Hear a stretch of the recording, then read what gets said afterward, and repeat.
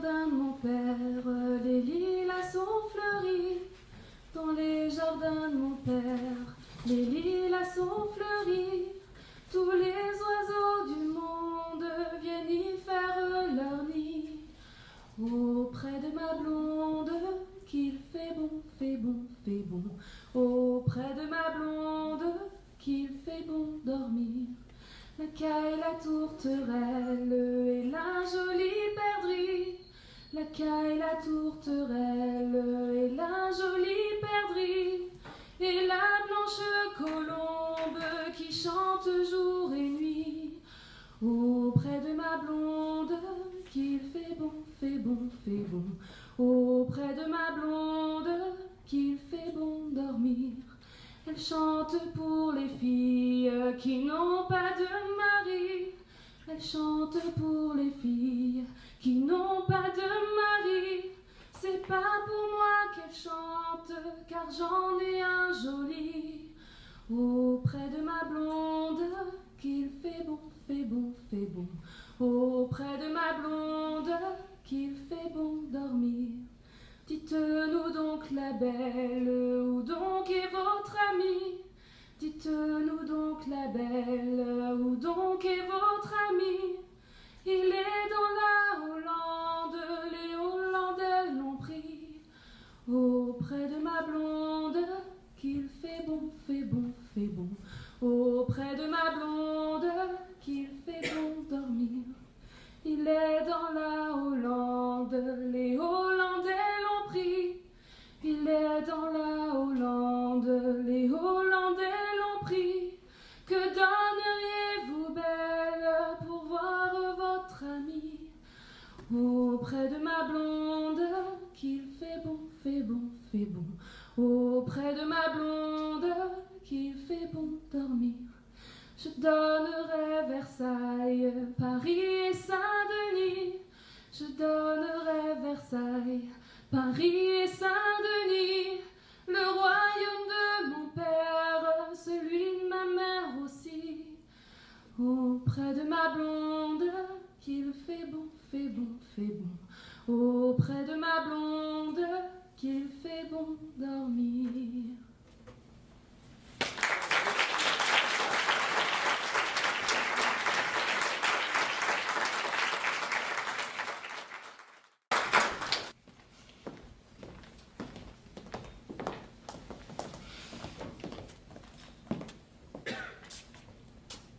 Nous sommes le 2 août 1914.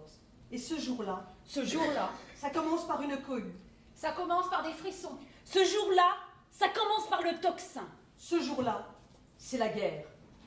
Me voilà à la fenêtre. C'est un jour, il faut vous dire, où on ne sait plus où se mettre. Alors on se met à la fenêtre. Cette foule, ce bruit, des fanions tendus d'un bord à l'autre de la rue, des chiens avec des cocardes entre les oreilles, des chapeaux et des fleurs qu'on jette en l'air. Vite! Allez! Allez! On se dépêche! Pardon! Laissez passer! Pardon, monsieur! Laissez passer! Je suis une femme démobilisée! Je vais voir partir mon mari! Oui, je sais, j'ai de la chance. Oui, ces deux petits sont à moi. On est en retard. Oui, merci. Les voilà, là, tout en bas. Je ne descendrai pas. Pas le courage. 3 hommes qui s'en vont d'un coup, ça en fait du vide. Et après, il me faudrait remonter dans un appartement désert. Pas le courage. Prenons bien soin de nos fils, mon Eugène. Et vous? Occupez-vous bien de votre père. Non, je ne descends pas. Et puis monter, descendre. Dans quelques semaines, vous êtes de retour. Tout le monde le dit. Tant que durera la guerre, il ne sera permis à personne de défendre ses droits. Nous n'avons plus que des devoirs envers notre pays. Signé par notre rédactrice en chef elle-même, en première page, l'éditorial de notre journal. Mais qu'est-ce qui lui prend? À quoi ça sert d'être féministe? Il nous faut fermer notre gueule au nom de la patrie? Tout ce qui allait enfin être discuté à l'Assemblée, c'est repoussé aux calendes grecques. Je passe devant une grande maison bourgeoise. Je me cogne à un couple enlacé. Ils ne se quittent pas des yeux. Ils sont indifférents à tout ce qui les entoure. L'homme est en uniforme, son paquetage à ses pieds.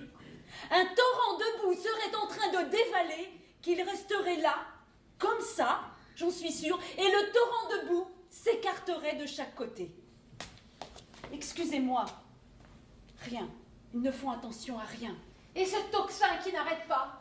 Et si je ne te laissais pas partir, hein? Si je m'accrochais à toi là en pleine rue, mes bras, mes jambes autour de toi, ma bouche, mon corps collé à toi.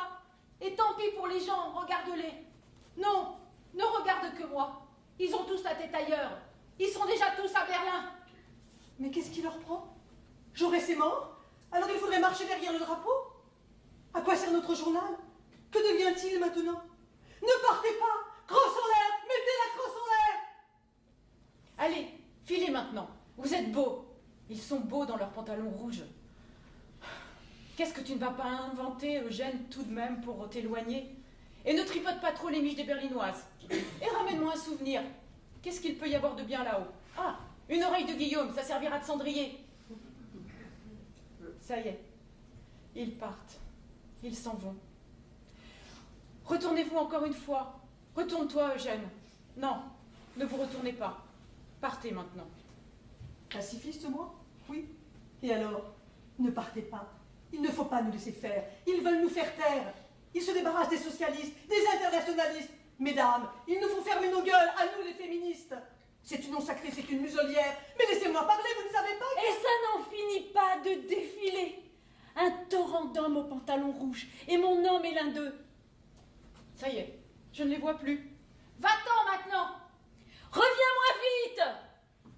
Les fagnons, la fanfare, le pas cadencé qui fait sonner les pavés comme les charrettes au jour de foire. On a mis du coton par-dessus. J'entends tout, loin, très loin. Qu'est-ce qui se passe? Je suis tombée. Mais quand? Il était là il y a une seconde. Je l'ai vu marcher à reculons pour ne pas me quitter des yeux et tourner l'angle de la rue. J'ai glissé le long du mur. Des mouches noires dans les yeux, des jambes molles. La terre en haut, la terre en bas et le trottoir. Crosse en l'air! Mettez la crosse en l'air! Mais qui ose crier cela? Elle va la fermer, celle-là? Fais attention à toi! Personne ne me remarque. Aujourd'hui, on ne regarde pas ceux qui sont à terre. Des vieilles à cocardes arrivent en courant. Un vol de corbeaux autour de moi. Elles me soulèvent et font des signes de croix. Ça va aller. Je suis pas une mauviette. J'en ai fait des durs de boulot. Et voilà, comme une oiselle, je tourne de l'œil. Ce n'est rien, ça va aller. J'ai glissé, c'est tout. Et j'en ai fait des durs de boulot. Et puis, le silence. je déteste le silence. Il faut bouger, vivre, crier. Marchez, allez jusqu'au journal, les retrouver, elles vont m'entendre. Les trains ne reviennent pas. Et nous attendons. Et les plus vieux voient la mort des plus jeunes. Et voilà cette injustice tant de fois répétée.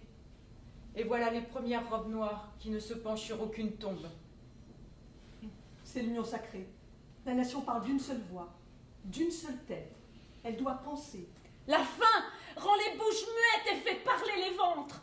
Et la pénurie devient l'air qu'on respire.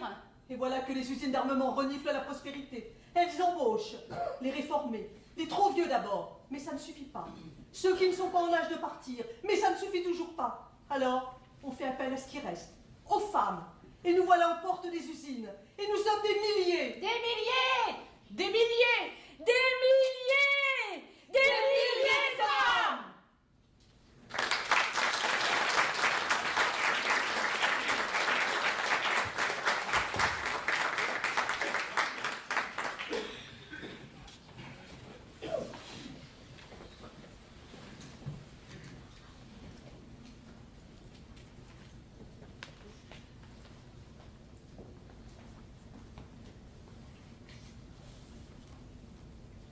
À Paris, le 7 août 1914, le président du Conseil, M.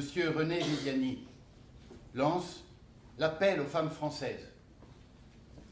La guerre a été déchaînée par l'Allemagne, malgré les efforts de la France, de la Russie, de l'Angleterre pour maintenir la paix. À l'appel de la patrie, vos pères, vos fils, vos maris se sont levés. Et demain, ils auront relevé le défi.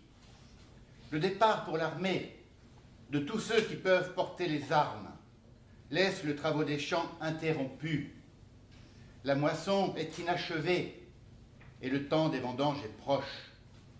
Au nom du gouvernement de la République et de la nation tout entière groupée derrière lui, je fais appel à votre vaillance, à celle des enfants dont leur âge seul et non leur courage dérobe au combat. Je vous demande de maintenir l'activité des campagnes, de terminer les récoltes de l'année, de préparer celles de l'année prochaine. Vous ne pouvez pas rendre à la patrie un plus grand service. Ce n'est pas pour vous, c'est pour elle que je m'adresse à votre cœur. Il faut sauvegarder votre subsistance, l'approvisionnement des populations urbaines et surtout l'approvisionnement de ceux qui défendent à la frontière, avec l'indépendance du pays, la civilisation et le droit. Debout, donc, femmes françaises, jeunes enfants, filles et fils de la patrie, remplacez sur le champ de travail ceux qui sont sur le champ de bataille. Préparez-vous à leur montrer demain la terre cultivée, les récoltes rentrées et les champs ensemencés. Il n'y a pas dans ces heures graves de labeur infime. Tout est grand qui sert le pays. Debout, à l'action, au labeur.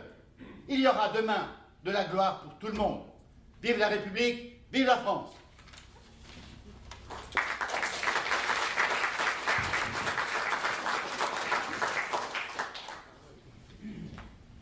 Connaissez-vous Marguerite, une femme ni grande ni petite, qui a des yeux troublants, un teint rose et blanc, une petite bouche d'enfant? Eh bien cette beauté suprême, quand je lui ai dit je t'aime, m'a donné des fleurs, me disant farceur, je veux faire ton bonheur.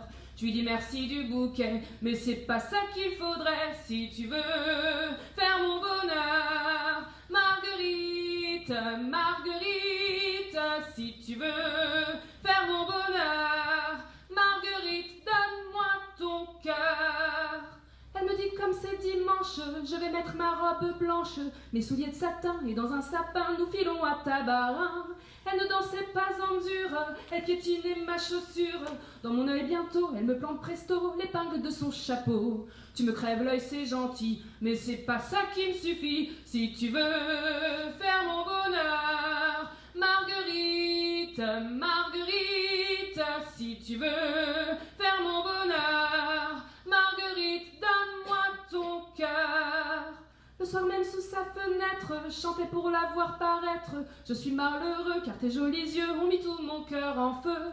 Alors elle par bonté d'âme m'envoie pour éteindre ma flamme un seau d'eau vivement me disant gentiment es-tu plus heureux maintenant? Je lui dis merci du seau d'eau, mais c'est pas ça qu'il me faut si tu veux faire mon bonheur. Marguerite, Marguerite, si tu veux faire mon bonheur. Marguerite, donne-moi ton cœur.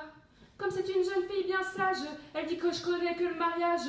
Je lui dis je veux bien, et dès le lendemain, son père m'accordait sa main. Soir la noce après la fête, elle me dit en tête à tête, toi tu m'as donné ton nom à porter, moi je peux plus rien te refuser. Ayant tiré les verrous, elle me dit mon cher époux, maintenant pour ton bonheur. Marguerite, Marguerite, maintenant pour ton bonheur. Marguerite te donne son cœur.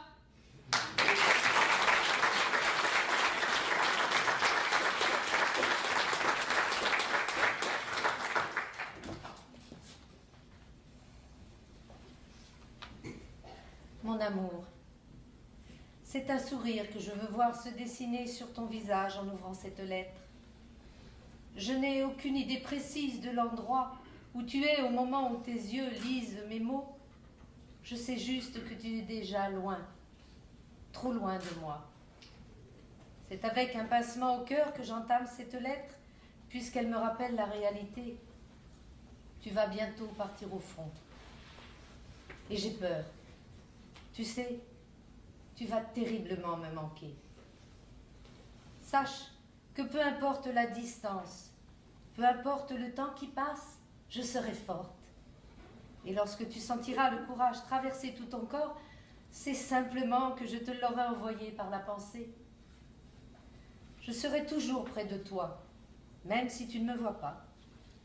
Je t'emporterai avec moi, t'imprimant comme une poussière d'étoiles dans ma mémoire pour que tu fasses toujours partie de moi. Je penserai à toi chaque jour, me remémorant nos merveilleux souvenirs, ta tendresse et ton visage. Je m'endormirai le soir en imaginant nos retrouvailles, courant ensemble l'un vers l'autre, tu sais, comme dans les films. Notre amour est si fort, aucun obstacle ne pourra le rivaliser. J'ai envie d'être à tes côtés au moment où tu me lis, et chaque fois que tu tiendras cette lettre dans tes mains, je veux que tu sois heureux, que tu ressentes la chaleur de ma peau contre la tienne. Nous allons vite nous retrouver, et notre amour ne sera que renforcé. Il deviendra indestructible. Imagine-moi, imagine-nous. Je t'attends, et je t'attendrai toujours. Je ne peux vivre sans toi. Tu es mon souffle, la drogue la plus douce qui puisse exister. Le temps a beau passer, je t'aime toujours plus fort. Je veux que tu saches que je suis avec toi et que je te soutiendrai sur tous les chemins, aussi dangereux soient-ils. Je suis si fière de toi, si fière de ton courage, de ce que tu es tout simplement. On a un seul grand amour tout au long de notre vie, et je l'ai trouvé à tes côtés. Tu me manques terriblement, mais je supporte ton absence car j'ai conscience que l'on va vite se retrouver. Je te demande de faire la même chose. Pense à nous, à nos retrouvailles, et ne te focalise pas sur le manque. Reviens-moi vite, mon amour. Je suis dans tes pensées et tu es dans les miennes. Reviens-moi vite, sans changement, sans blessure, sans cicatrice. Garde le sourire, ne sois pas triste. Je t'aime plus que tu ne peux l'imaginer. Je t'envoie une douce caresse et t'embrasse tendrement. Ta chère épouse, Marie.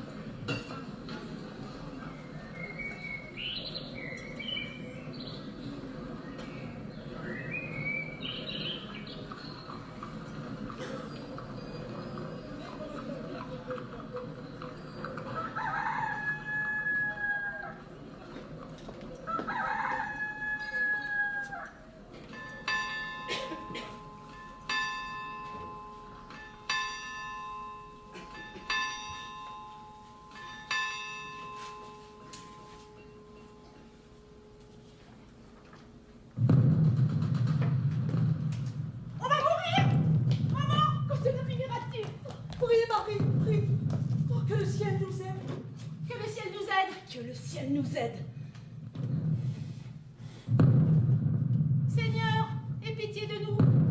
Ce n'est qu'à nous revoir, mes frères. Petit Jésus, aide-nous.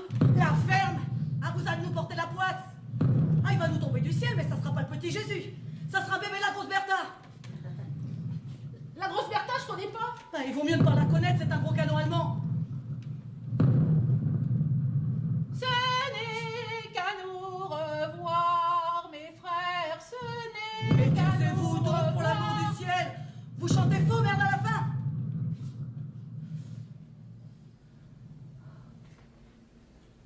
Un, 2, 3, 4, 5, 6, c'est fini. Dieu nous a entendus.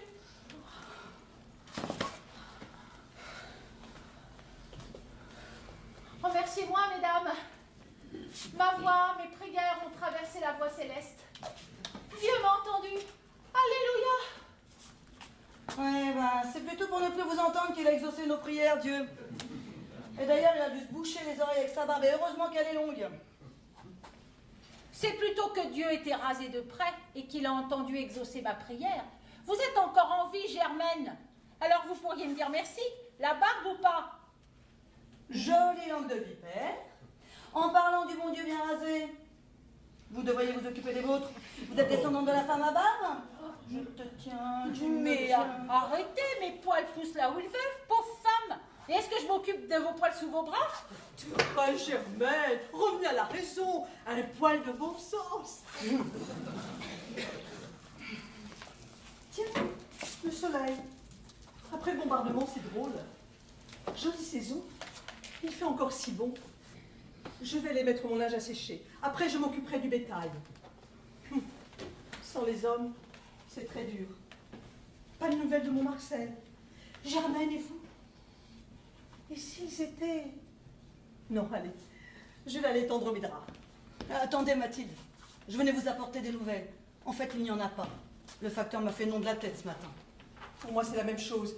Pas de nouvelles depuis des semaines, des mois, c'est pas normal. Pourvu que... Oh, le curé a dit que la dernière offensive allemande avait été terrible.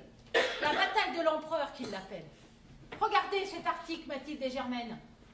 Avec un admirable esprit de sacrifice, des compagnies parfois isolées Et là, vous voyez, la compagnie de nos hommes y figure. se lancent devant les masses allemandes à la baïonnette, bravant la mort. Si le facteur n'a rien pour nous, c'est bon signe. Bon signe? Ben oui, vous savez ce qu'on dit, pas de nouvelles, bonne nouvelle. Oui, bon signe. Toujours cette crainte de recevoir un courrier un matin par le facteur, les autorités ou la main du maire. La semaine dernière, c'était chez les chevaliers. La pauvre Bernadette.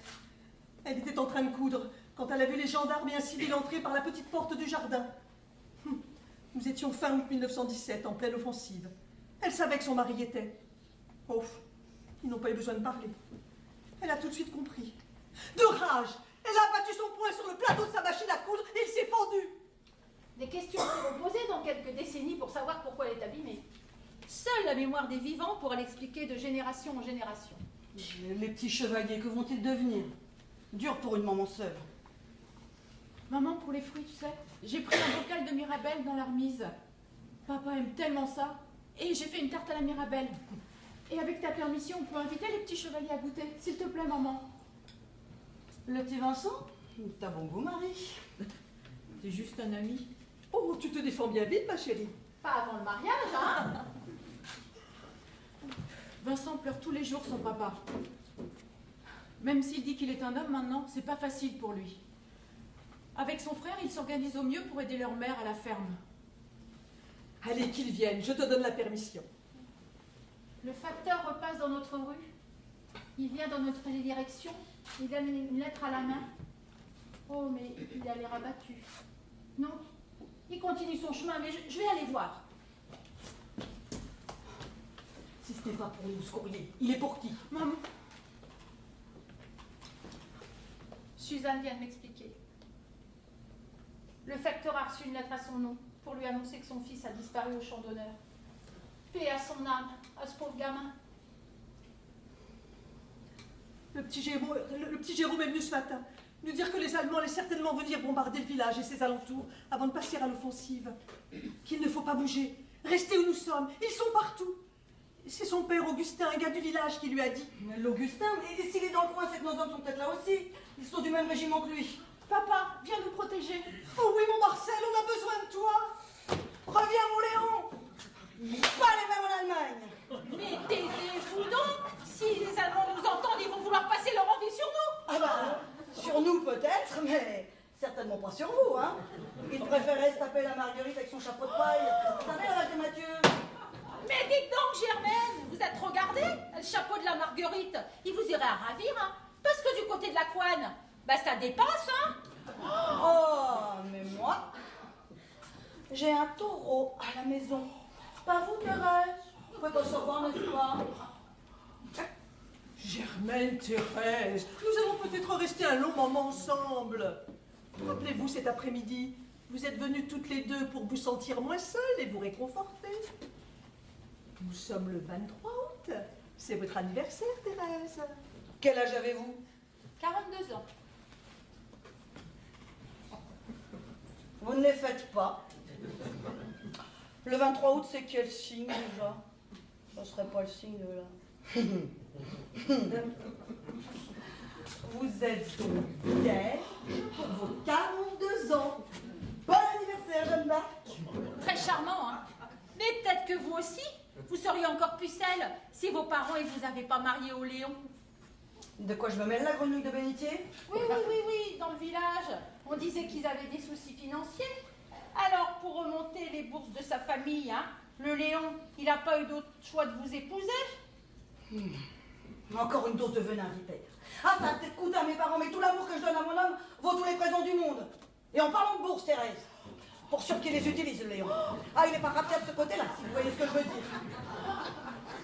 dire. Thérèse Germaine, arrêtez, les amours sont à nos portes. Ce sont peut-être nos dernières heures. Marie, veux-tu aller chercher le couvert, s'il te plaît? Allez, asseyez-vous. Marie nous a préparé une tarte à la Mirabelle avec une lichette de gouttes de la même saveur. Vous allez m'en dire des nouvelles. Avec la tarte, j'aurais besoin de me changer la bouche. Auriez-vous un petit verre de... Un petit verre d'eau? Mais non, je plaisante. Un petit vin de dessous les côtes, Germaine? Ça vous irait? Eh bien, justement, j'en ai. Marie, après tu iras à l'étable chercher une bouteille de ton père. Mon mari les a planqués derrière les fagots pour ne pas que les Germains tombent dessus. Eh bien, vous avez raison, hein. Parce que la semaine dernière, au village d'à côté, les Prussiens ils ont envahi la ferme des Albert. Ils ont tout dévalisé, dévoré les victuailles, bu tout le vin, ils sont devenus fous. Ils ont fusillé les hommes, torturé et violé les femmes. Et avec leur casque à poing, je vous dis pas. Oh, mais taisez-vous donc, vous me faites peur. Ce ne sont que des menteries pour nous démoraliser. Vous me coupez l'appétit. Mais qui vous a raconté ces horreurs? Où avez-vous entendu ça? Eh ben, au sermon de la messe, pardi. D'ailleurs, Germaine, si vous y alliez, vous seriez au courant. Vous finirez par vous noyer dans l'eau bénite. Mais qui vous l'a raconté? Eh ben, le gamin de la famille des Albert, hein. Le Pio, il a tout vu. Et ils l'ont laissé partir. Il errait dans le village et des gens l'ont amené à monsieur le curé. Il a pu tout raconter avant de tomber dans les pommes. On dit d'ailleurs qu'il ne parle plus depuis. Ses yeux ont perdu leur âme. Pensez donc, toute la population est traumatisée et a peur des ogres prussiens. Ah, les salauds! Ah, mauvais chrétien. Oh, je vous jure. Oh, pardon. Moi, si un Prussien me touche, Ah, Mathilde, pose la bouteille. Et c'est pas tout. Après, les ogres ont pillé l'église et ils ont emmené la servante et... Mais vous tombez pas devant la gamine quand même. Oh, les ogres? Bah oui, on parlait du petit poussé. Allez, trinquons à votre anniversaire, Thérèse. D'ailleurs, Thérèse, je vous ai apporté un petit quelque chose. Un cadeau. Merci, un cadeau. Mais non, pensez-vous, ce n'est rien. Oh, si, c'est gentil, vous savez, on m'oublie souvent. D'ailleurs, seul, on finit même par s'oublier. Oh, qu'est-ce que c'est?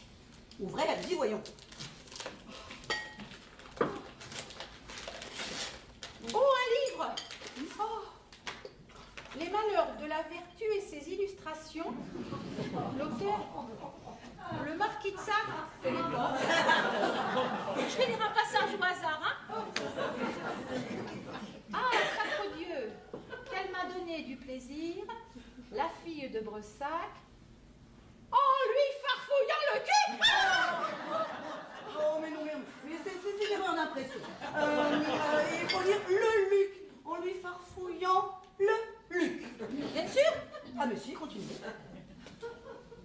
À cheval, continue d'avoir le derrière posé sur son visage. Mais qu'est-ce que c'est? Et ces dessins, ces illustrations. C'est toujours ça que les Prussiens n'auront pas. Ah, mais Germaine, honte à vous, donnez-moi un verre, faut que je me remette de mes émotions. Oh, ce sont les choses de la vie, Thérèse. Ça s'appelle les coquineries de l'amour. Mais gardez vos coquineries pour vous, mauvaise chrétienne. Suppôt de Satan. Un suppôt à l'huile d'olive, hein. Vous détendrez l'esprit et le reste. Mais vous n'avez vraiment aucune éducation, me parler ainsi. Avouez, Thérèse, qu'il n'y a pas de mal à parler de ces choses-là. Sans l'amour, Marie ne serait pas là. Oui, mais on peut parler d'amour sans dire de grossièreté. Pourquoi n'êtes-vous pas mariée, Madame Thérèse? Parce qu'à Paris, je devais... Et puis, je vous le dirai peut-être plus tard. Répondez, Thérèse. Ah, j'ai À pas... Paris, vous devez. J'ai pas envie de vous répondre. Allez, un petit effort. Ah, vous m'enquiquinez à la fin, hein. Vous êtes Dabo ou quoi? D'abord, ça veut dire quoi? Dabo, ça veut dire abruti. Allez, Marie, serre-nous à boire. Et trinquons à votre anniversaire, Thérèse. Et à la santé de nos hommes qui ne sont pas loin, en espérant qu'ils soient encore vivants. Je partage votre souhait, Mathilde. Et que nos vers les fassent venir. Que papa et Léon vous entendent, Madame Thérèse. Mathilde, vous nous chantez une petite chanson pour mettre de l'amour dans nos cœurs?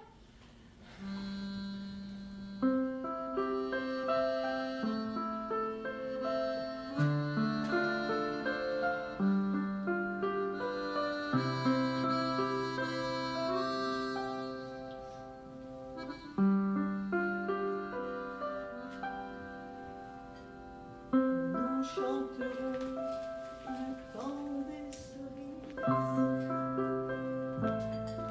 le temps des cerises, au gai aux mers seront tous en fête.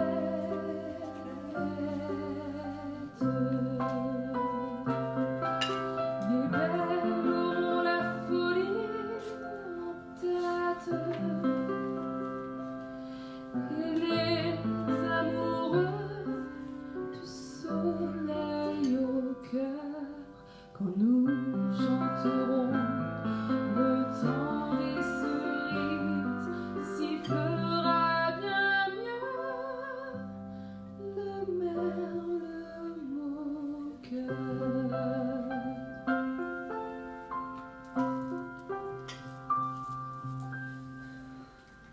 Mais il est bien court le temps des cerises, où l'on s'en va de cueillir en rêvant des pendants d'oreilles.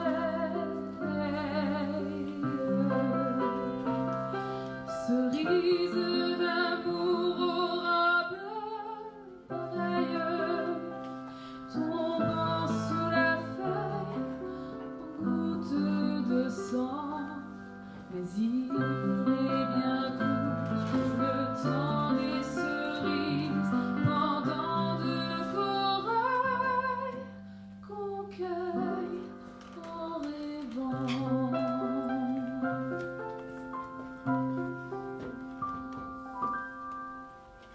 Quand vous en serez au temps des cerises, si vous avez peur des chagrins d'amour, évitez les belles. Moi qui ne crains pas les peines cruelles, je ne vivrai point sans souffrir un jour.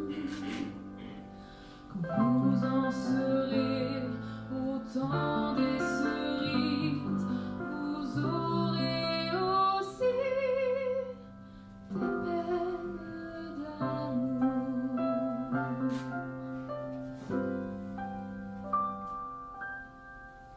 J'aimerais toujours le temps des cerises, c'est de ce temps-là que je garde au cœur une plaie ouverte.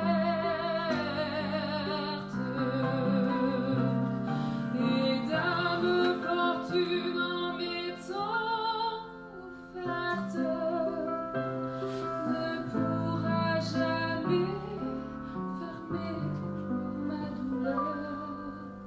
J'aimerais toujours le temps des cerises et le souvenir que je garde au cœur.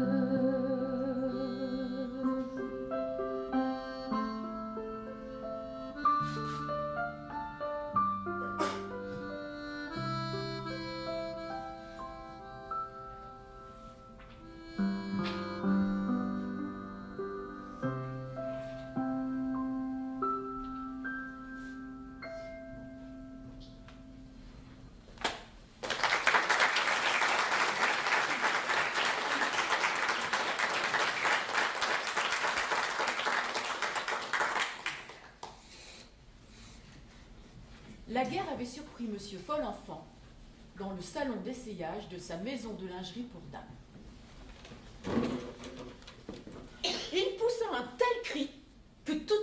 s'enfuir court vêtu, comme au deuxième acte d'un vaudeville. Il laissa les peignoirs et les seaux de lit dans les mains de la première vendeuse et courut à son appartement. Là, il bouscula les malles que Madame Folenfant, à genoux, préparait pour leur villégiature annuelle. Il embrassa ses enfants par 3 fois et ordonna à la cuisinière de faire désormais les plus strictes économies. Puis, il s'élança vaillamment dans la rue. Le soir, il revint, plus calme d'avoir crié, et il expliqua à sa femme le plan qu'il avait réalisé pour vaincre rapidement l'ennemi. Des mois passèrent.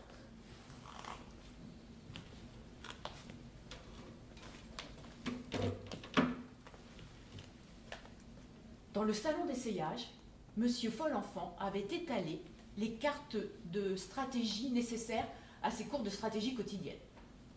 Il y entassait également des boîtes de fer-blanc, des sacs de produits chimiques, des plans de faisceaux de guerre et des photographies de chevaux que des aigrefins lui vendaient en promettant une fortune dans les fournitures militaires.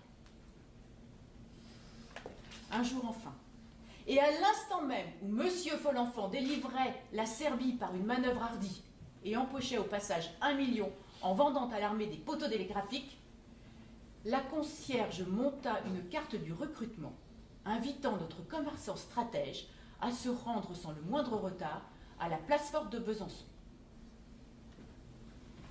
Il partit, plus affolé qu'au premier jour de la guerre, emportant tout l'argent liquide et conseillant à sa femme de fermer la maison, de vendre ses bijoux et d'aller s'installer chez sa mère en Vendée avec ses enfants.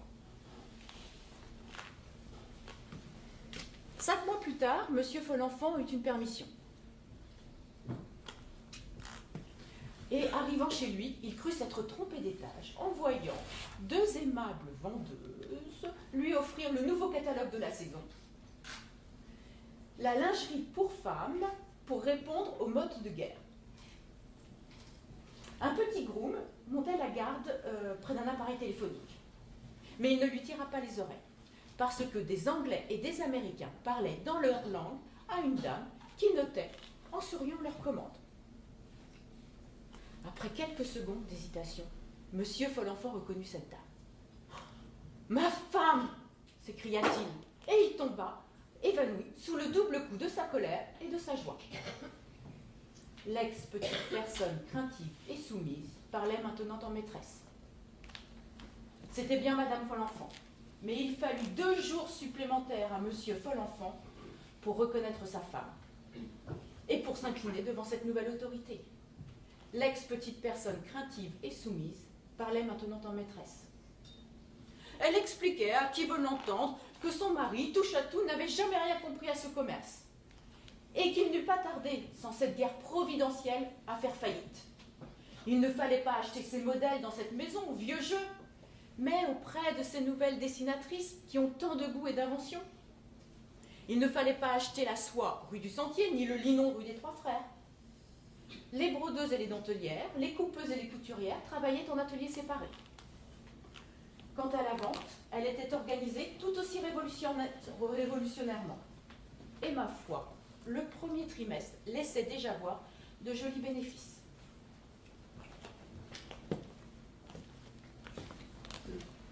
Quand il reprit le chemin de la gare de Lyon, M. Folenfant avait l'air d'un collégien. Et ce n'est que dans le train et à la place forte de Besançon qu'il retrouva son assurance et son éloquence auprès de ses camarades. Assurance et éloquence, aidés, il faut bien le dire, par les billets de banque de Madame Folenfant.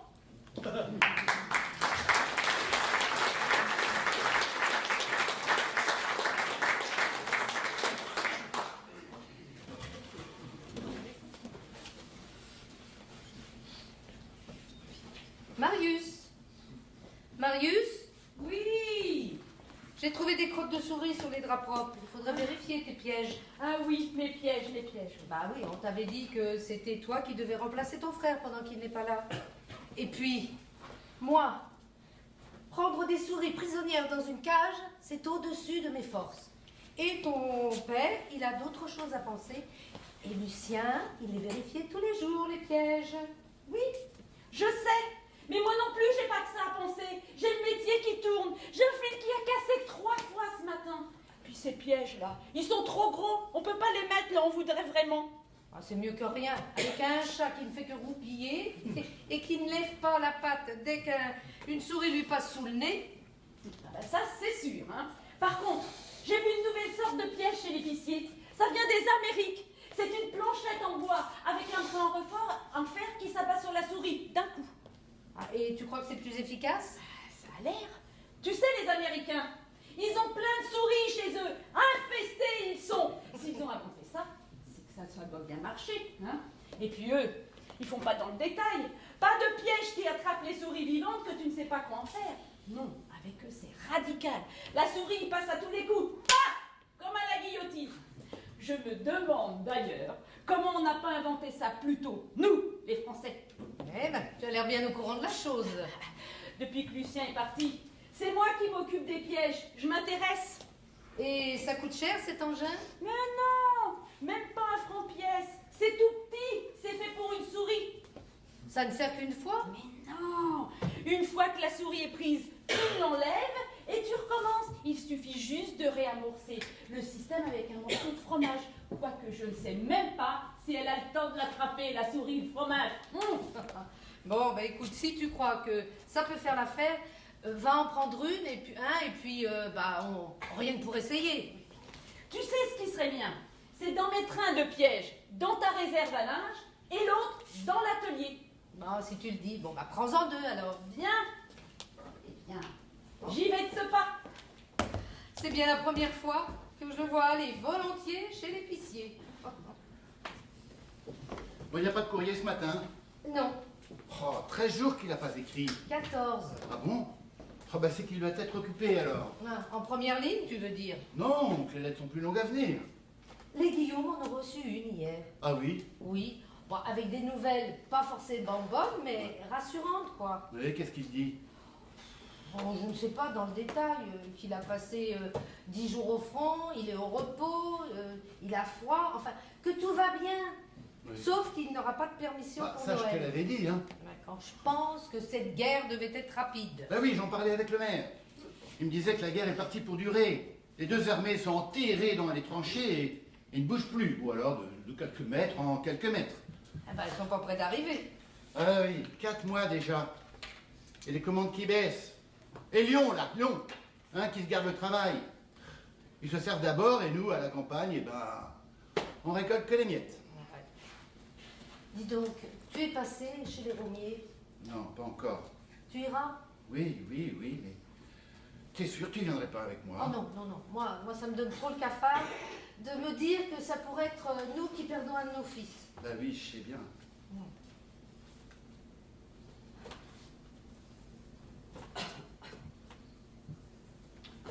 Dis donc, t'as pas trouvé des crottes de souris, toi, sur tes métiers? Oh non, non, non. Parce que moi, j'en ai trouvé dans la buanderie. Bah, il faut mettre des pièges. Bah oui, justement, Marius est allé en acheter 2 supplémentaires. Ah, il n'y en avait donc plus. Ah bah si, mais il dit que les nôtres ne valent rien et puis il en a trouvé des nouveaux qui viennent d'Amérique. Oh, mais celui-là, alors, il faut toujours qu'il aille chercher mieux que ce qu'il a. Il a écrit à son frère. Je ne sais pas. Il m'avait dit qu'il le ferait. Bah oui, mais il était occupé sur ses métiers toute la matinée. Oui, mais enfin, écoute, hein, c'est pas une raison, hein.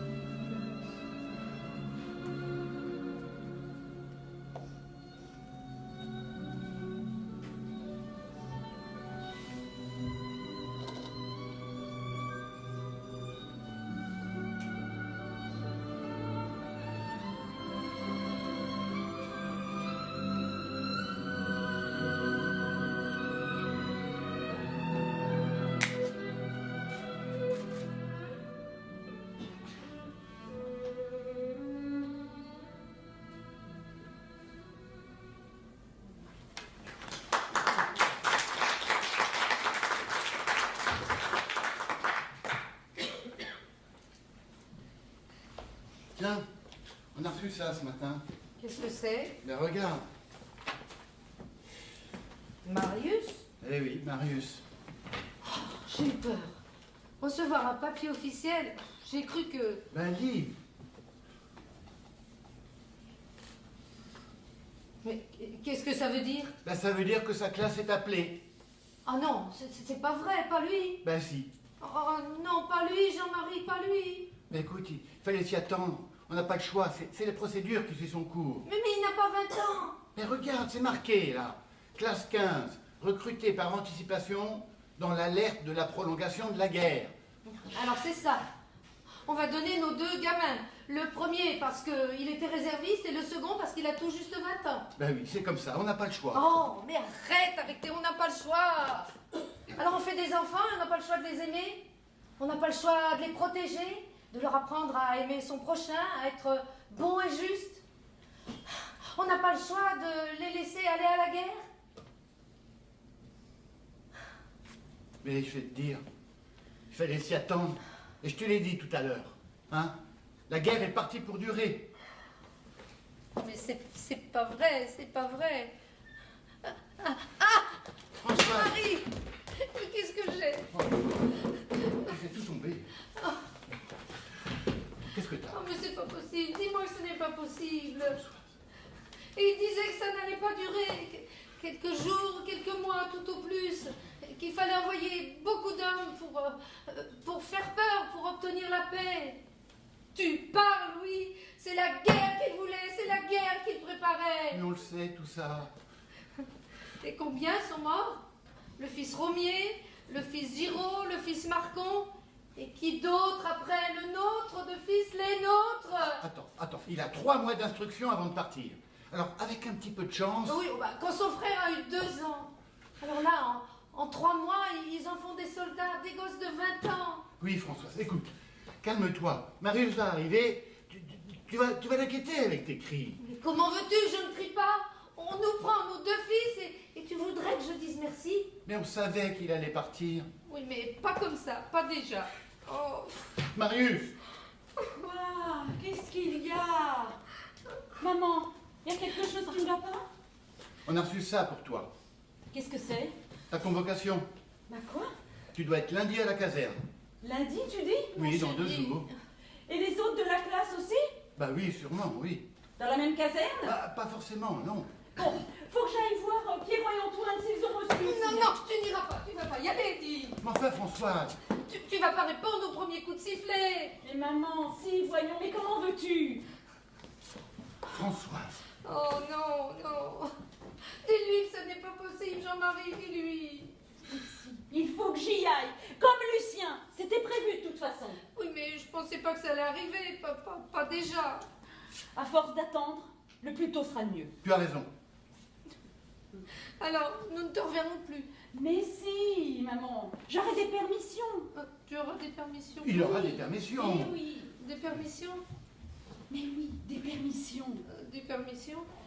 Maman, papa, Oui. tu crois que ça va durer longtemps? Ah, je ne sais pas, mon petit, je ne sais pas. En fait, j'ai bien peur que oui. Quand ton frère est parti, on croyait que ça n'allait pas durer. On croyait même que ça n'allait pas commencer. Puis tu vois où est-ce qu'ils en sont maintenant? Ils n'avancent plus. Chacun reste sur ses positions. Mais tu vas voir. On va les déloger, les vaches. On va la reprendre, l'Alsace-Lorraine. Ah bah, si tu le dis. Bon, je vais voir Pierrot s'il est affecté dans la même caserne. Bah attends, Malus, j'espère au moins pour toi que vous serez plusieurs du même village à rester ensemble. Ouais, j'espère.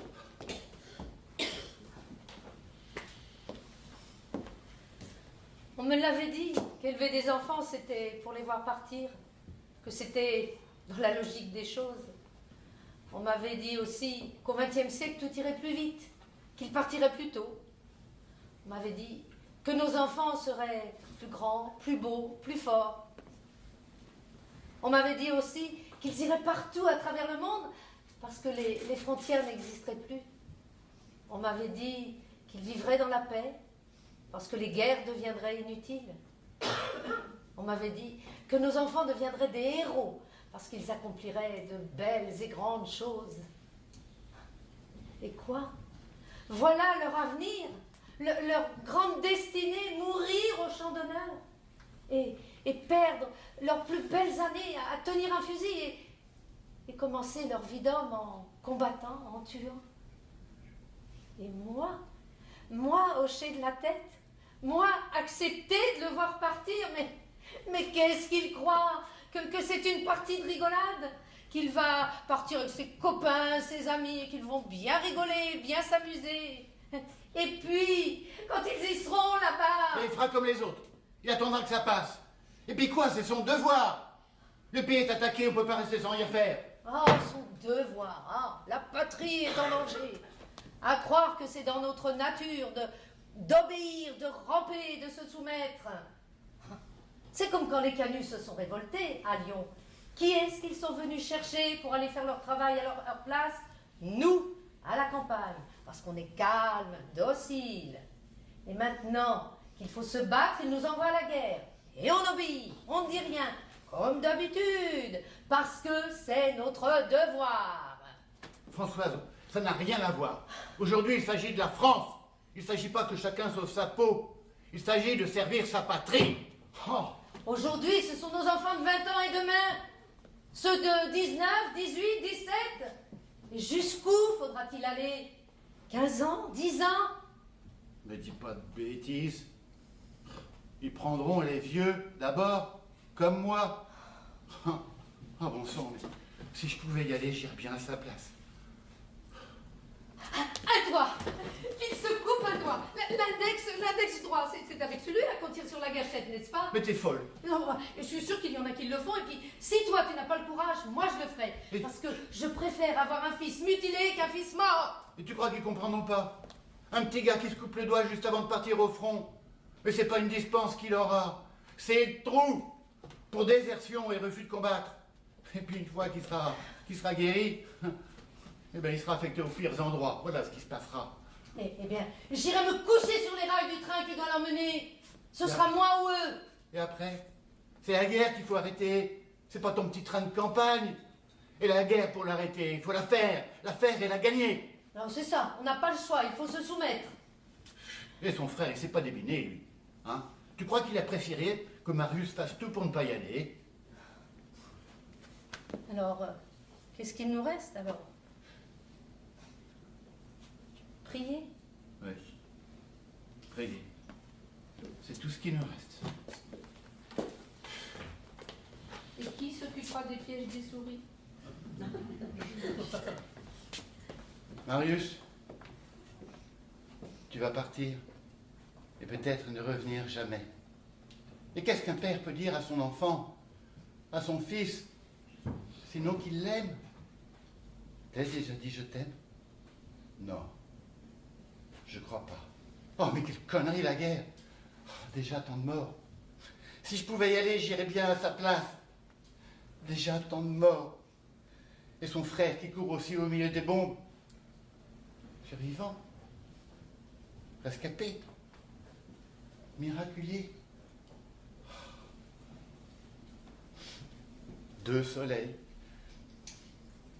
2 fils masqués, voilés par le brouillard si loin, mais vous n'êtes bon qu'à faire un bec de gaz dans le lointain, si fragile. Et toi, si jeune, avec toute la vie devant toi, 20 ans. Mais si tu meurs, comment pourrais-je encore vieillir? Parce que mourir est une chose, mais vieillir, avec l'image du soleil disparu, dans le noir, à jamais. Mais la guerre, mais quelle connerie! Papa, Oui, fiston. tu sais, j'ai pas voulu le montrer tout à l'heure devant maman, parce qu'elle n'aurait pas compris. Mais dans un sens, je suis contente de partir. Toi? Oui, je ne sais pas si j'aurais pu entendre encore 6 mois. De toute façon, ça devait arriver. La guerre n'est pas prête de finir. Et de savoir Lucien là-bas, tout seul dans les tranchées, je ne supporte plus de rester ici à ne rien faire. C'est presque un devoir envers lui, une loyauté. Si seulement je pouvais le remplacer, qu'il vienne se reposer ici. C'était ton frère aîné. C'était à lui de partir. Toi, tu restes avec nous. Plus maintenant. Eh non. Plus maintenant. Tu as 20 ans. voir. Tu vas voir. On va les bouffer, les moches. La guerre ne va pas durer éternellement. Ah oui, oui. Allez. Viens t'asseoir, Marius. Tu sais, ce que ta mère craint, moi aussi d'ailleurs, c'est votre absence à ton frère et à toi. Absence qui durerait éternellement. Tu comprends ça? Ne t'inquiète pas. Non, mais finalement, je suis content que tu aies ce sentiment-là, que tu sois content de partir, mais tu sais, ça ne sera pas une partie de rigolade, hein. Oh, puis de toute façon, ils te l'apprendront bien vite, tu le sauras bien assez tôt. Tu sais, avec les lettres de Lucien et tout ce qu'il m'a expliqué avant de partir, c'est comme si j'y étais déjà. Ah oui, tu vas prendre le train, tu vas traverser la France, tu vas rencontrer des gens de tout le pays, et d'ailleurs aussi, des Anglais tout blancs, des Africains tout noirs, que sais-je. Tu sais, Marie, j'ai pas fait la guerre, moi, hein. Je suis pas allé plus loin que Clermont-Ferrand, Lyon. Alors qu'est-ce que je pourrais t'apprendre? Je t'ai appris le métier à tisser, mais tu sais, hein, c'est tout ce que j'ai fait. Je sais, papa, je sais. Mais quand tout ça sera fini, je reprendrai les métiers. J'ai plein d'idées pour le tissage. Et puis tu verras, on se mettra au métier mécanique. Ouais, on verra.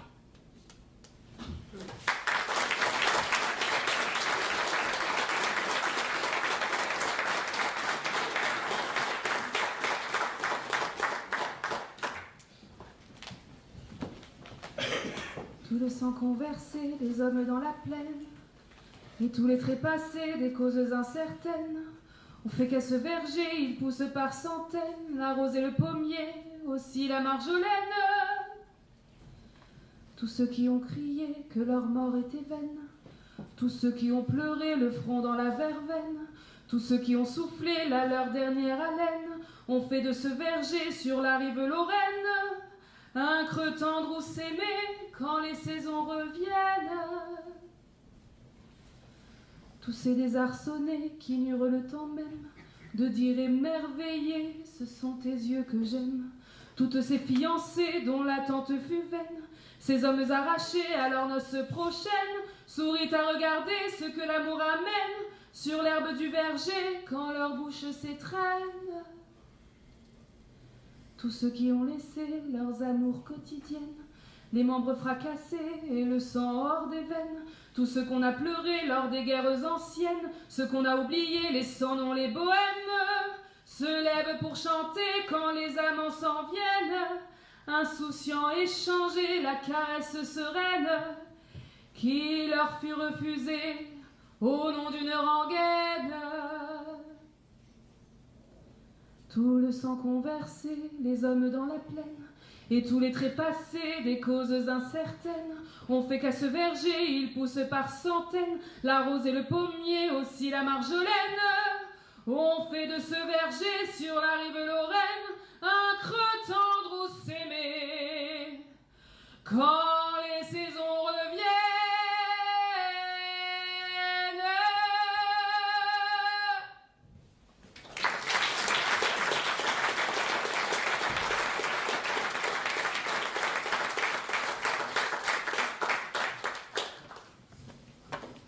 Je suis née le 4 décembre 1865 à Swadston, petite ville dans le Norfolk, en Angleterre. Mon père était pasteur. L'Église et la religion protestante ont ainsi, depuis toujours, joué un rôle très important dans ma vie. À l'âge de 18 ans, je pars au collège et reçois mon diplôme d'institutrice. La vie en Norfolk est très calme. Et quoique j'adore mes parents, je m'ennuie. Je veux voyager. Je veux découvrir autre chose que ce coin rural et paisible de l'Est de l'Angleterre. En 1890, la directrice de mon collège me trouve un poste comme fille au père dans une famille bruxelloise, et j'en suis ravie. Non seulement je pars à l'étranger, mais je vais continuer à perfectionner le français, étudier au collège. La famille François est adorable. et je passe 5 années très heureuses avec elles. J'adore leurs enfants. Bruxelles est une ville très intéressante. Je parle couramment le français et je me rends compte combien je suis devenue une femme épanouie et indépendante. Mais en 1895, j'apprends que mon cher papa est malade, gravement malade, et je rentre à Swanston le soigner. Pauvre papa est décédé l'année suivante. Toutefois, c'est grâce à lui, grâce à sa maladie, que je découvre ma vraie vocation dans la vie, infirmière. Je pars à Londres, au Royal London Hospital, où je travaille comme aide-infirmière pendant les 5 années suivantes. Je reçois une formation qui me permet à partir de 1903 de travailler en tant qu'infirmière libérale. Mais le continent me manque. Je repars alors pour Bruxelles et je me vois nommée en 1907 infirmière en chef à l'Institut Berkendal à Bruxelles. C'est une école de formation pour infirmières. Cette école comprend 50 chambres d'internat pour les élèves. Elle est annexée à un institut médico-chirurgical avec 2 salles d'opération capables d'hospitaliser une vingtaine de malades. De temps en temps, je retourne au Norfolk, visiter ma mère, et c'est pendant une de ces visites que j'apprends la terrible nouvelle. La guerre a éclaté. Tout de suite, je rentre à Bruxelles, malgré les pleurs et les protestations de ma mère, car je sais où est mon devoir. L'école et l'institut sont dirigés par la Croix-Rouge. Et tous les jours, nous voyons arriver du front des blessés, des mutilés. J'accepte à l'hôpital tout homme blessé, qu'il soit belge, français, anglais, allemand. Oui, j'ai bien dit allemand. Car après tout, ce sont des hommes aussi.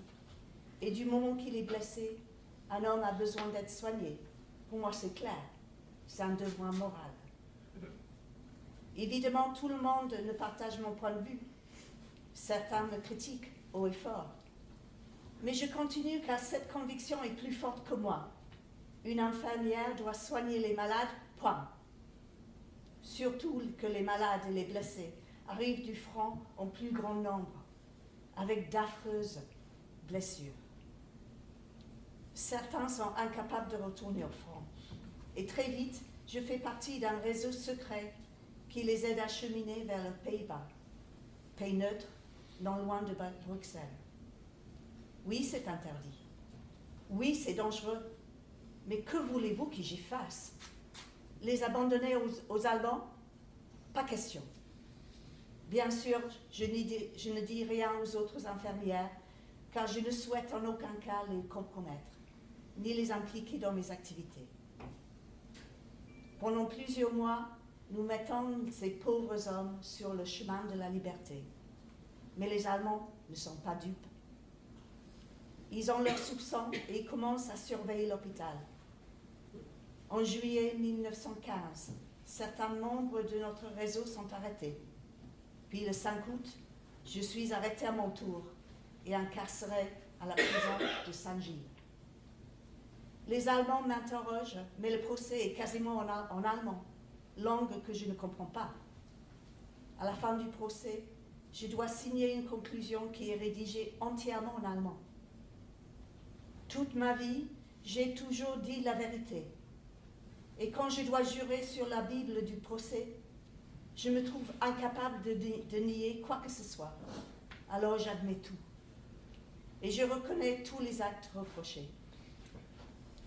Je suis jugée le 8 octobre et condamnée à mort le 11 octobre 1915, ainsi que 5 autres hommes, membres de notre réseau.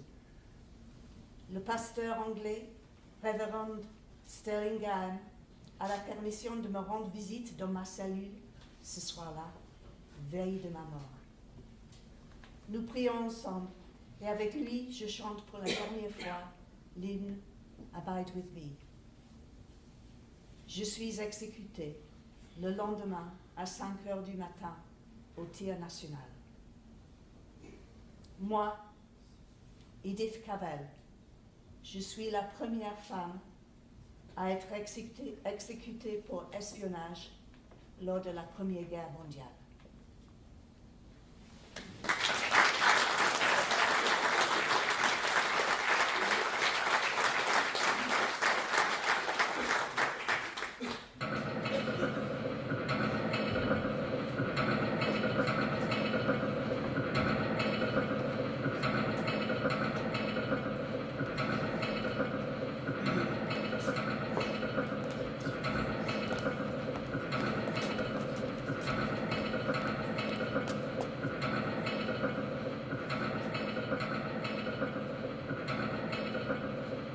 On n'est pas inutile, on n'est pas embusqué, on a les bras dans l'huile, on est dur au métier. Nous avons des ampoules aux mains, nous sommes des femmes pas fragiles. C'est nous qui faisons dès le matin des 75 et des 120, poussant le burin. Nous gagnons la briefaille, des vieux à la bataille, des vieux à la maison, là l'homme est à la bataille. Faut bien que nous bouffions en donnant la croûte aux moutards. C'est nous qui faisons la myrtaille que nos gars envoient Bochemar pour leur y rentrer dans le lard. Ou bien autre part. Quand la guerre sera finie, que nos poilus reviendront, notre tâche accomplie, à la gare nous irons. Nous leur dirons, pleines de fierté, on va reprendre notre vie. Reprends ta place à l'atelier. Nous les femmes, on retourne au foyer pour te choyer. Nous sommes les tourneuses d'obus, les mômes des poilus. On n'est pas les duchesses. On peut nous voir dès le matin. Nous cavaler au turbin et toujours à l'atelier. On cisèle l'acier. Comme des hommes à la redresse. On peut dire qu'elles jettent leur jus. Les tourneuses d'obus.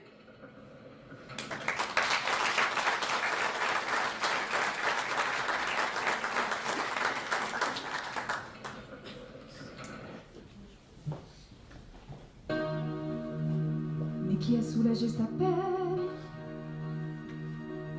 porter son bois, porter les seaux, ou faire une échappe de laine le jour de la foire aux chevaux. Qui a pris soin de son âme et l'a bercée dedans son lit, et qui l'a traitée comme une femme,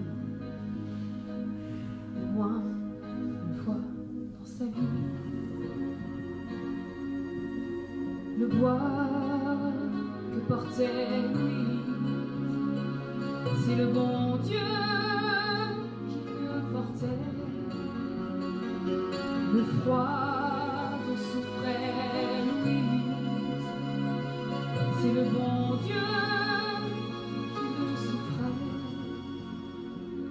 Ce n'était qu'un homme des équipes, du chantier, des chemins de fer. Alors, laissez vos domestiques, ils le rejoignaient près des barrières. Voudras-tu, moi qui sais coudre, signer mon nom et puis y compter? L'homme à sa taille sur la route, c'est son bras la promenait. L'amour qui tenait Louise, c'est le bon Dieu qui le tenait. Le regard bleu sur Louise,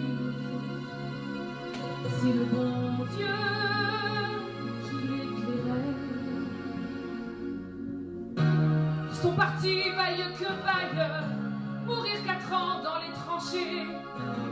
Ils m'ont raconté leur bataille dans le salon après le thé. Les lettres qu'attendait Louise, c'est le bon Dieu qui les portait. La guerre qui séparait Louise, c'est le bon Dieu qui la voyait.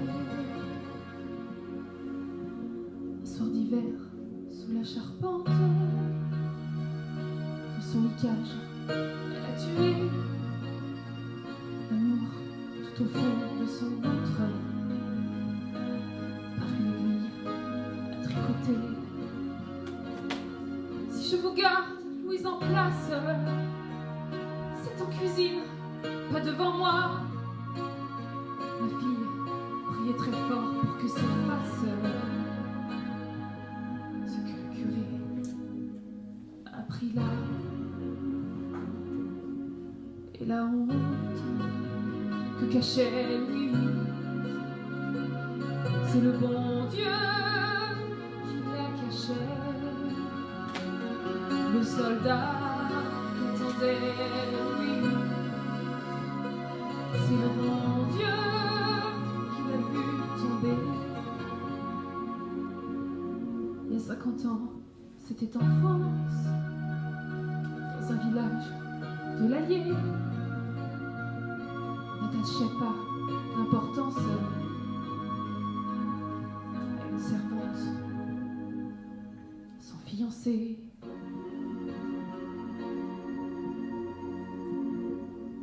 Le deuil qu'a porté Louis, c'est le bon Dieu qui l'a porté. La vie qu'a travaillé Louis, c'est le bon Dieu qui l'a été.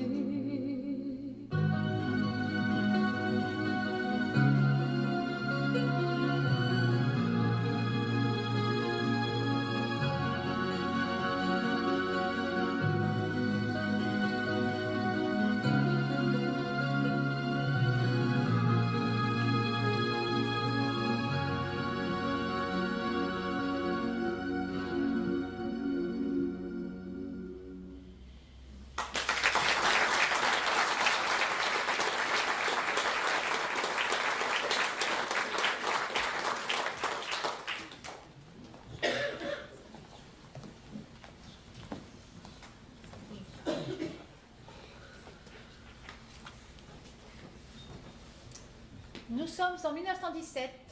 La guerre tire à sa fin. Dans le couloir d'un hôpital, un homme amputé de son bras droit est encouragé par une jeune infirmière à accepter son handicap. Antoine, vous devriez écrire à votre mère, lui donner des nouvelles, de vos nouvelles. Mais pourquoi?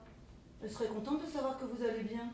Enfin, je voulais dire, vous êtes en vie. S'il vous plaît, taisez-vous. Ne dites rien, plus rien. Fermez-la. Laissez-moi. J'ai besoin de silence, vous comprenez? Du silence. Du silence. Excusez-moi, Élodie, je ne voulais pas crier. Et je souffre trop dans ma tête. Laissez-moi. Je ne mérite pas votre attention. Laissez-moi, s'il vous plaît.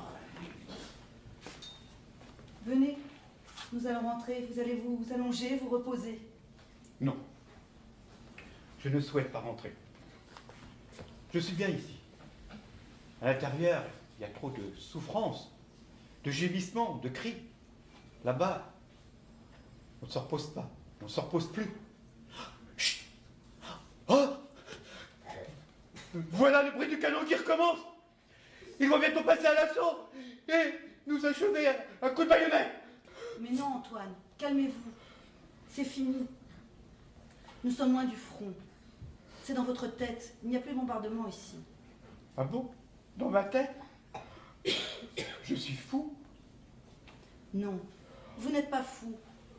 Vous avez encore la souffrance qui hante votre esprit, c'est tout. Petit à petit, vous allez oublier le bruit des explosions, de la mitraille. Oh, j'ai encore en bouche cette odeur âcre de la poudre, des fumées qui nous étouffent, et cette boue qui nous colle à la peau. C'est fini, Antoine. La guerre est finie pour vous. Venez vous asseoir encore un peu. Le soleil réchauffera votre corps et bientôt vous pourrez repartir chez vous. Repartir. Ouais. J'en ai rêvé de chez moi, dans cette satanée tranchée. Replié en 4 dans ce trou plein d'eau. Les mains sur la tête retenant mon casque qui sautait à chaque secousse des obus qui nous tombaient dessus comme grêle en plein mois de mars. La cloche de 4 heures. Il faut que je vous laisse, Antoine. Je dois faire la tournée des malades avec Sœur Adèle et le médecin. À demain, Antoine. Je viendrai passer ma pause avec vous. Vous voulez bien, n'est-ce pas? Et on fera une lettre à votre mère. Je veux bien. Oui, bien sûr. Non, non. Pas de lettre. C'est mieux que la mère me croie mort. Jamais je ne pourrai rentrer à la maison un bras en moins. Il sert quoi à la maison avec un seul bras?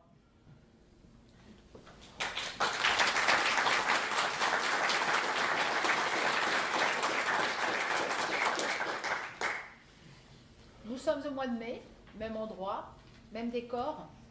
Antoine fait les 100 pas en maugréant. Élodie arrive toute joyeuse. Bonjour Antoine. Belle journée aujourd'hui, vous allez bien? Non, je n'ai qu'un bras. Et c'est la manche vide que vous venez de prendre. Vous êtes en retard. Droit-gauche, c'est pareil pour moi. Il n'y a pas de différence. Évidemment, vous avez deux bras. Où étiez-vous? Cela fait un quart d'heure que je fais le poireau. Vous êtes impatient de me retrouver maintenant. Une opération qui a duré plus longtemps que prévu. Une opération ou une amputation? Je ne suis pas impatient. Je n'ai que cela à faire.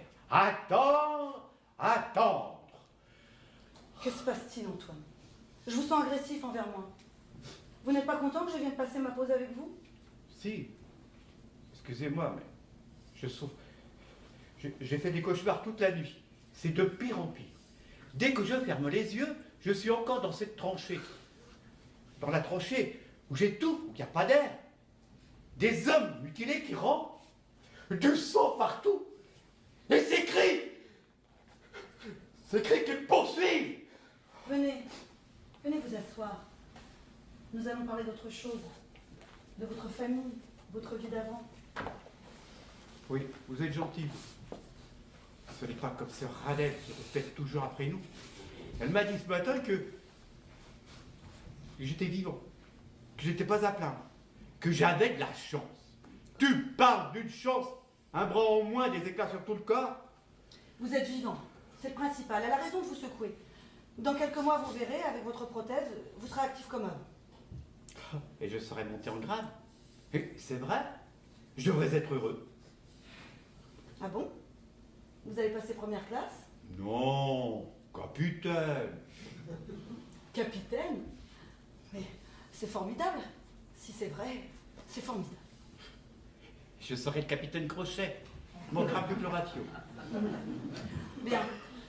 Je vous préfère comme ça, même si votre humour est un poil morbide. Vous verrez, avec l'habitude et l'entraînement, vous serez surpris de tout ce que vous pourrez faire avec votre nouveau bras. Je pourrais toujours me gratter. Bon. En attendant, j'ai apporté une feuille de papier et un crayon. Pourquoi faire? Écrire à votre mère. Non et non. Je ne veux écrire à personne. En plus, je ne sais pas écrire de la main gauche. Et puis vous m'emmerdez à la fin de vouloir jouer la fille gentille. Vous n'avez pas de mari, de fiancé qui vous attend pour causer avec vous pendant la pause? Non. Vous savez bien, je vous l'ai déjà dit. Je vivais seule avec ma mère, maintenant je suis seule. Il y a l'hôpital, les sœurs et puis il y a vous. Moi? Oh, tu parles d'un cadeau. Je suis devenu inutile. Non. Laissez-moi avec mes malheurs, mes crises de folie, mes cauchemars. Excusez-moi, mais je n'arrive pas à me faire à l'idée que je n'ai plus qu'un bras. Que jamais je ne pourrai plus travailler normalement.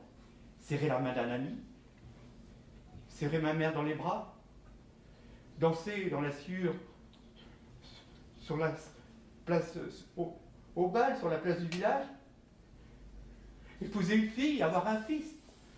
Ou une fille. On ne choisit pas encore. Vous aimez danser? Je ne sais pas. Vous m'apprendrez? Donnez-moi votre main et marchons. Vous voyez comme c'est naturel? Vous connaissez ce poème de Ronsard? Douce maîtresse, touche pour soulager mon mal ma bouche de ta bouche plus rouge que corail. Que mon col soit pressé de ton bras enlacé, puis, face dessus face, regarde-moi les yeux. Excusez-moi, je suis un ours, honteux de ces quelques instants. Oh. Ces mots sont très jolis sortis de votre bouche. Ce n'est rien. Si vous voulez, je vous en apprendrai d'autres. Bien. J'ai apporté une feuille de papier, un crayon, je vais écrire et vous allez raconter votre journée à votre mère. Vous êtes bien une femme. Vous voulez toujours avoir raison. Bon. Ma très chère maman, je t'écris devant un ciel azur. Le canon gronde à l'horizon. Antoine, s'il vous plaît, faites un effort. Je ne peux pas. Chez nous, on m'a toujours appris à ne jamais mentir. Je suis fils de paysan, vous savez. Avec la terre, faut pas tricher. Je sais que vous êtes un homme courageux. Bien, on ne fera pas de lettres. On écrira un autre jour.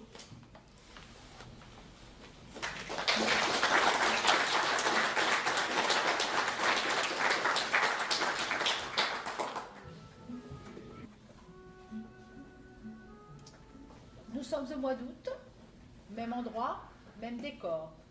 Antoine s'est mis sur son 31. Il porte une veste sur sa chemise.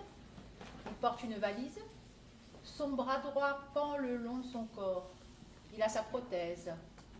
Il tourne en rond. Elle ne sera jamais à l'heure. Je vais finir par rater mon train. Mais je ne peux pas partir sans lui dire au revoir quand même.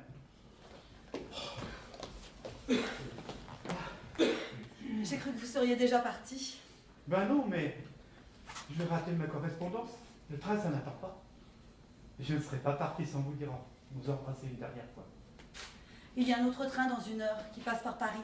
C'est moins direct, mais vous êtes peut-être pressé d'arriver. Non, pas du tout. Sans vous, je ne serais jamais rentré chez vous. Mais bon, ma mère et la ferme m'attendent.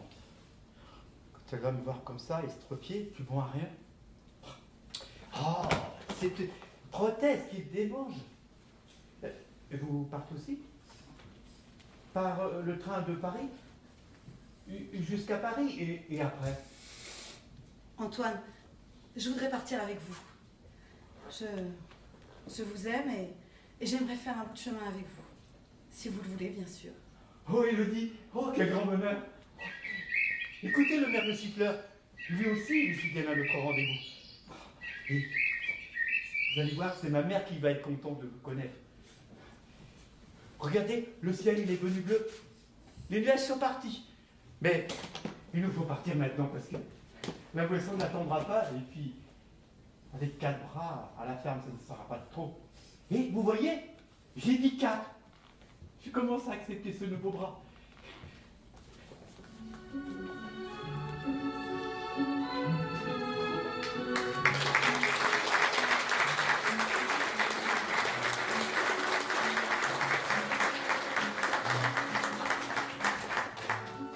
Le repos, le plaisir du militaire, il est là-bas, à 2 pas de la forêt. Une maison au mur tout couvert de lierre, où Toulourou, c'est le nom du cabaret. La servante est jeune et gentille, légère comme un papillon. Comme son vin, son œil pétille, nous l'appelons la Madelon. Nous en rêvons la nuit, nous y pensons le jour. Ce n'est que Madelon, mais pour nous c'est l'amour. Quand Madelon vient nous servir à boire, sous la tonnelle on frôle son jupon, et chacun lui raconte une histoire à sa façon. La Madelon pour nous n'est pas sévère. Quand on lui prend la taille ou le menton, elle rit, c'est tout le mal qu'elle sait faire. Madelon, Madelon, Madelon. Nous avons tous au pays une payse qui nous attend et que l'on épousera. Mais elle est loin, bien trop loin pour qu'on lui dise ce qu'on fera quand la classe rentrera. En comptant les jours on soupire, et quand le temps nous semble long, tout ce qu'on ne peut pas lui dire, on va le dire à Madelon. On l'embrasse dans les coins, elle dit veux-tu finir? On se figure que c'est l'autre, ça nous fait bien plaisir. La Madelon vient nous servir à boire, sous la tonnelle on frôle son jupon, et chacun lui raconte une histoire à sa façon. La Madelon pour sévère. Quand on lui prend la taille ou le menton, elle rit, c'est tout le mal qu'elle sait faire. Madelon, Madelon, Madelon. Un caporal en képite de fantaisie s'en fut trouvé Madelon un beau matin. Et fou d'amour lui dit qu'elle était jolie et qu'il venait pour lui demander sa main. La Madelon, pas bête en somme, lui répondit en souriant. Et pourquoi prendrais-je un seul homme quand j'aime tout un régiment? Tes amis vont venir, tu n'auras pas ma main. J'en ai bien trop besoin pour leur verser du vin. La Madelon vient nous servir à boire. Sous la tonnelle, on frôle son jupon. Et chacun lui raconte une histoire à sa façon. La Madelon, pour nous n'est pas sévère. Quand on lui prend la taille ou le menton, elle rit, c'est tout ce qu'elle sait faire.